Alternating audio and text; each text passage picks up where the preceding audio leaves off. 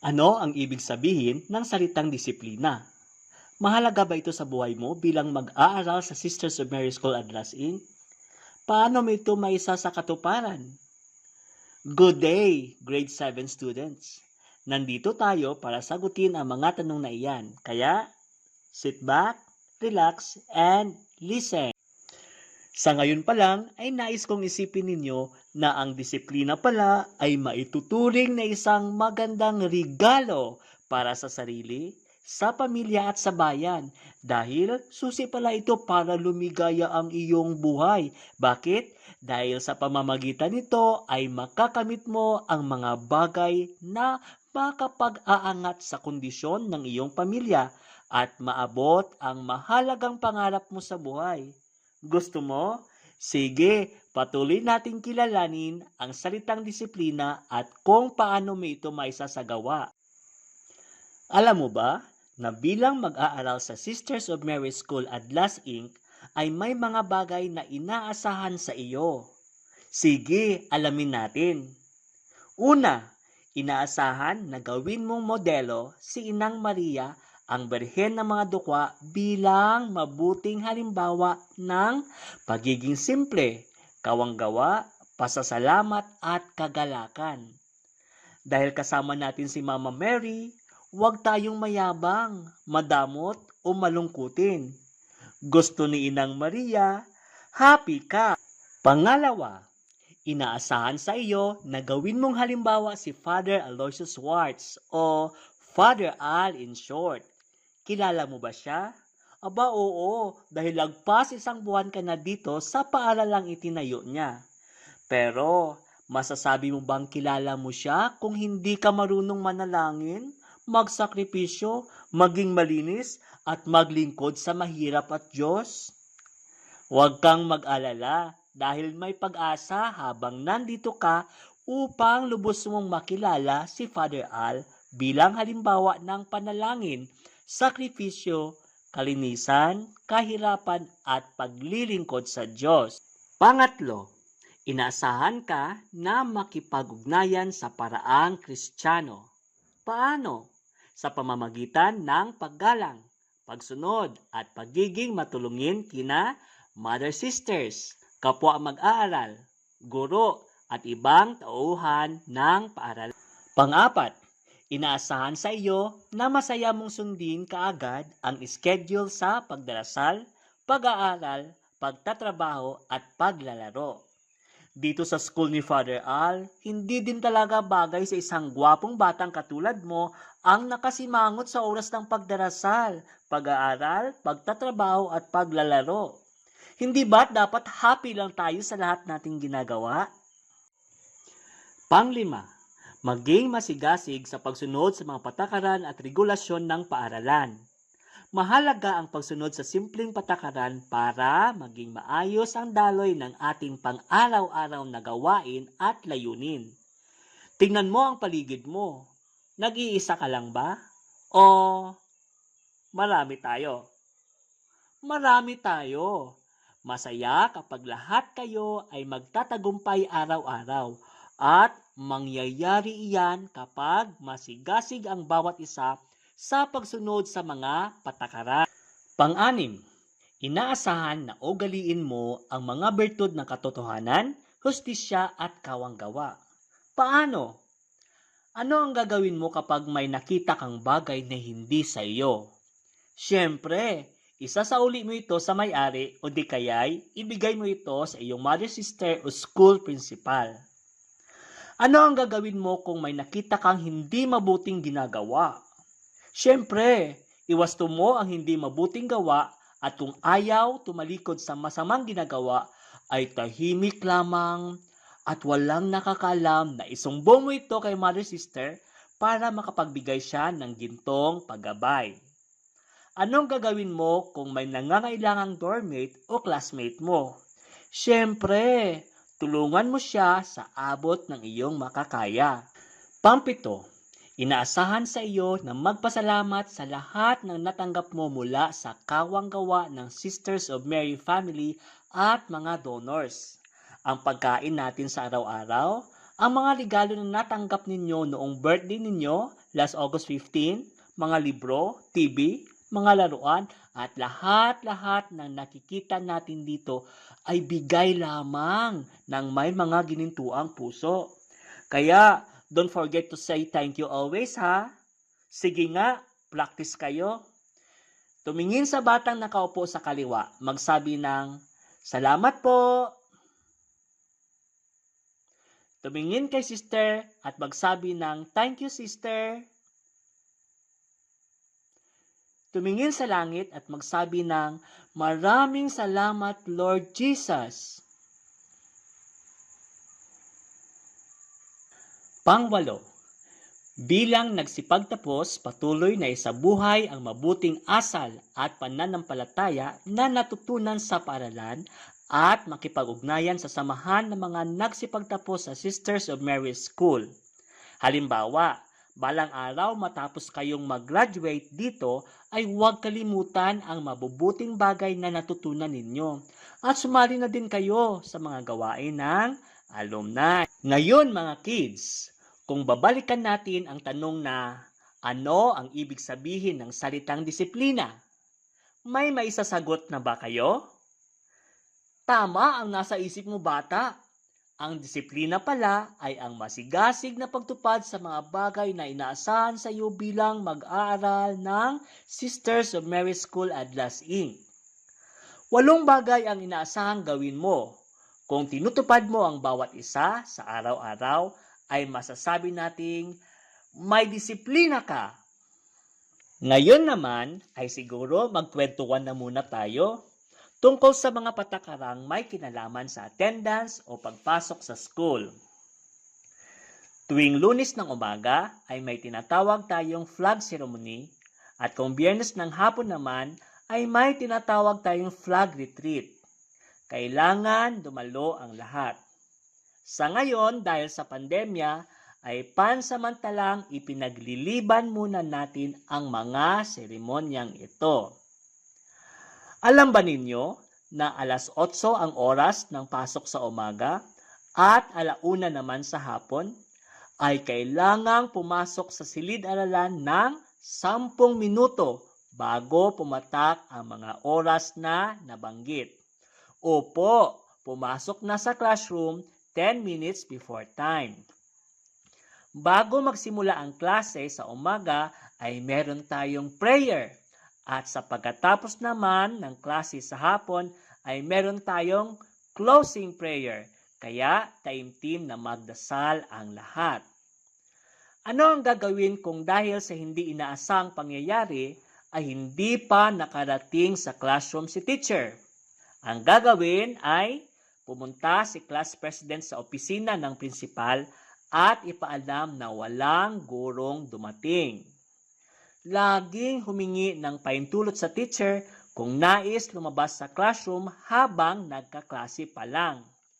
Kung nag-absent ka, siguraduhin meron kang excuse letter na pirmado ng mother sister sa pagbabalik mo sa klase kinabukasan. Ang pagpasok ng maaga sa silid-aralan tuwing may klase ay mahalaga. Dapat ninyong tandaan na ang 3 beses na pagkahuli at 3 beses na cutting class ay katumbas ng isang hindi excuse na pag-absent.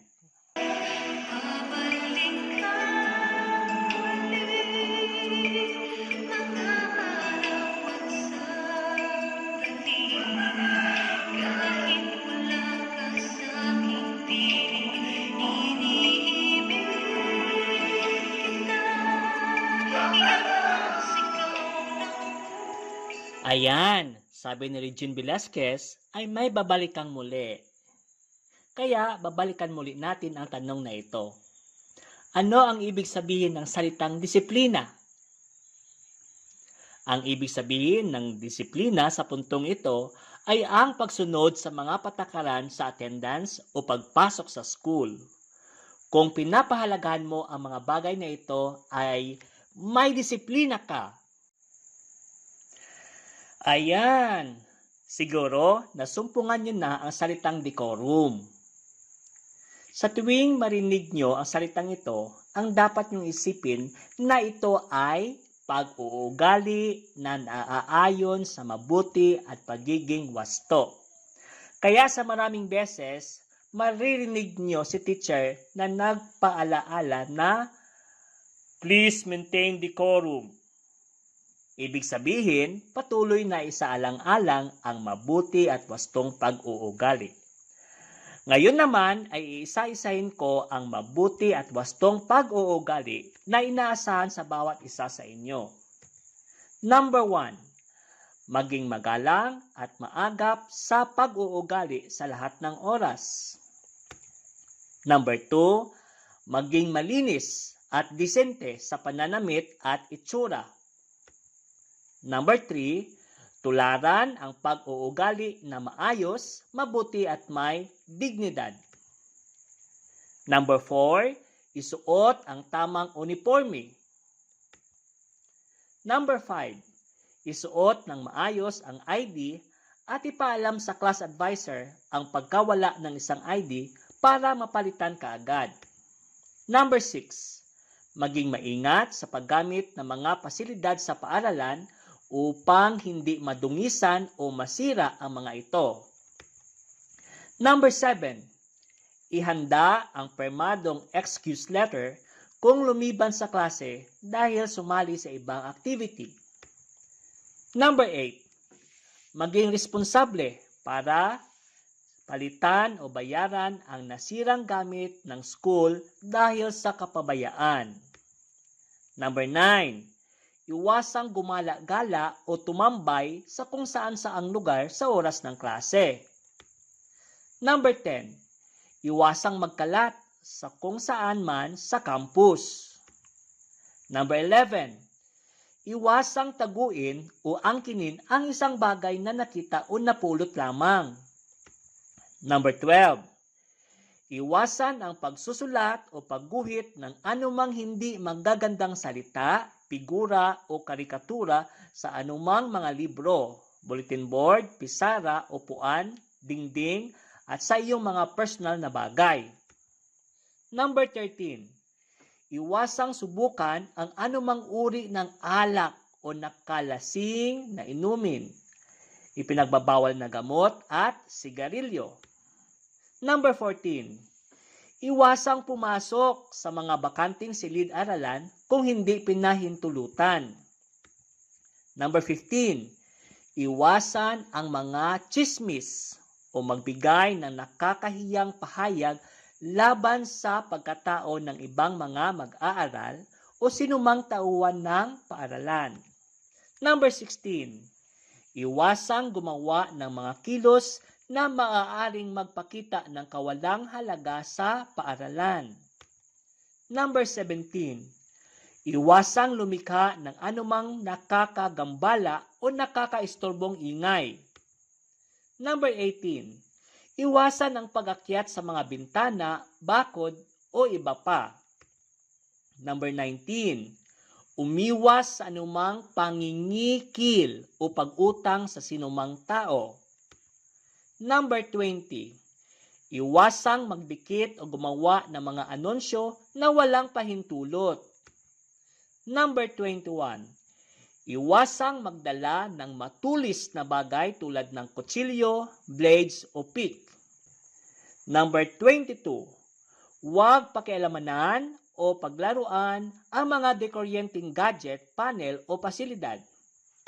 At number 23, huwag sumali sa anumang uri ng pagsusugal.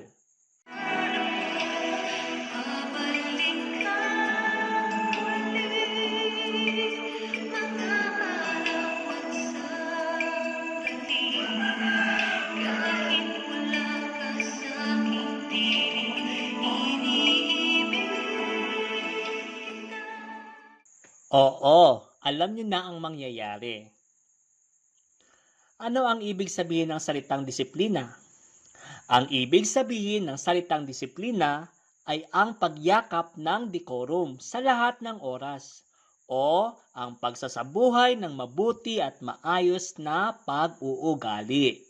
Dito sa school ay nauuri ang mga pagkakasala ng mga bata bilang minor offenses at major offenses. Kayo ay ipapatawag ng inyong class advisor, mother sister, school discipline officer, guidance counselor, or school principal dahil sa mga offenses na ito. Ang mga minor offenses ay ang mga sumusunod: littering o pagkakalat ng basura, loitering o ang pagpagala-gala o pagtambay kung saan habang may klase, eating during class hours, ang pagkain sa oras ng klase, truancy o cutting classes, pagiging late o pagliban sa klase, not wearing the prescribed uniform, hindi pagsuot ng tamang uniforme, wearing ID improperly, hindi wastong pagsusuot ng ID, cheating o pandaraya, wearing jewelry, tattoos, or the like, pagsusuot ng alahas, tattoo at iba pa, damaging school property, pagsisira ng pag-aari ng paaralan, at unauthorized possession of cellphones, radio sets, and other personalized gadgets. Hindi autorisadong pagkakaroon ng mga cellphone, radio set, at iba pang mga naisa personal na gadget. Ang mga major offenses naman ay ang mga sumusunod: gross misconduct o malubhang maling pag-uugali, refusal to heed school policy o pagtanggi na sundin ang patakaran ng paaralan, frequent reports of cutting classes o madalas na ulat ng pagpuputol ng mga klase, cheating in major tests o pandaraya sa mga pangunahing pagsubok, theft or stealing o pagnanakaw, vandalism o paninira ng gamit ng school, gambling of any sort o pagsusugal ng anumang uri, drinking intoxicants and liquor, pag-inom ng mga nakalalasing at alak, carrying, concealing deadly weapons, pagkukubli na nakamamatay na sandata, instigating fights or riots, o pag-uudyok ng away o gulo, leading a disruptive activity causing stoppage of classes, nangunguna sa isang nakakagambalang aktibidad na nagdudulot ng paghinto ng klase, assaulting a student or school personnel, pag-atake sa isang estudyante o tauhan ng paaralan, beating up another student, pinapalo ang ibang estudyante, tolerating, ignoring offenses of others, nagpaparaya o hindi pinapansin ang mga pagkakasala ng iba, plagiarism o pag-aako na sariling gawa ang gawa ng iba, falsely accusing another student or any school personnel, maling akusasyon ng ibang mag-aaral o anumang tauhan ng paaralan. Ano ang ibig sabihin ng salitang disiplina? Sa puntong ito, ang ibig sabihin ng salitang disiplina ay ang pag-iwas sa paggawa ng mga minor offenses at major offenses. Sa lahat ng oras ay sikaping umiwas sa pagkakasala. Ano ang magagawa natin kapag ang isa sa inyo ay nahuhuli sa pagsunod sa mga patakaran at regulasyon? Ang naaangkop na sagot ay gagawin ng paaralan ang lahat upang maakay ka pabalik sa tamang landas. Ang bata na gumawa ng maling kilos o nahuhuli sa pagsunod sa mga patakaran ay tutulungan sa pamamagitan ng pagpapayo ng class advisor, mother sister, school discipline officer, o guidance counselor. Ang isang dialog sa pagitan ng punong guro o local superior at isang mag-aaral ay isasagawa din. Ang isa pang pwedeng gawin ay tawagan ang iyong mga magulang upang magkaroon ng isang pagpupulong kasama ang mga pinuno ng paaralan. Narito ang pamamaraan ng ating paaralan para sa pagdidisiplina. Kapag ang isang mag-aaral ay gumawa ng isang unang pagkakasala, tatawagin ka upang magkaroon ng isang pribadong pakikipag-usap sa class advisor o school discipline officer. Matapos ang isang pribadong pakikipag-usap sa sinuman sa kanila, ang isang mag-aaral ay pipirma ng isang promissory letter. Pagkatapos ng pangalawang pagkakasala, tatawagin muli ang isang mag-aaral. Sa oras na ito, ang school discipline officer o guidance officer ang siyang makikipag-usap sa iyo. Bilang isang resulta, mag-sign ang isang mag-aaral ng isa pang sulat na promissory. Ang isang parusa ay maaaring ibinigay batay sa paghuhusga ng punong guro ng paaralan.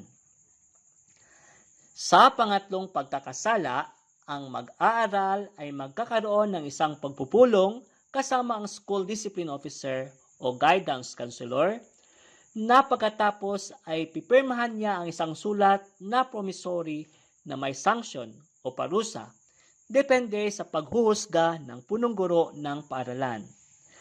Sa ikaapat na pagkakasala, tatawagin ang iyong mga magulang at ang promissory letter ay pipirmahan ng mag-aaral at magulang. Ang pinakaseryosong parusa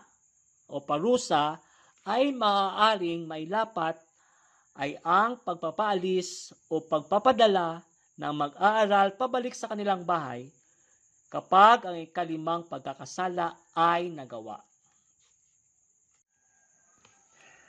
Hayun, mga mag-aaral sa grade 7. Marami-rami kayong narinig ngayon. Alam nyo ba ang regalong the best para ibigay mo sa iyong sarili, sa pamilya at bayan? Handa na ba kayong mag-enjoy habang nag-aaral dito sa Sisters of Mary School Adlas Inc? Ang regalong tinutukoy ko ay ang pagkakaroon ng bawat isa sa inyo ng disiplina. Ito ang susi para mag-enjoy kayo habang nag-aaral dito at sa awa ng Diyos ay tutulong sa inyo sa pag-abot ng inyong minimithing pangarap sa buhay. Sa tulong ni Father Al at Inang Maria, isapuso nawa ninyo ang mga inaasahang pag-uugali mula sa inyo. Purihin ang Diyos.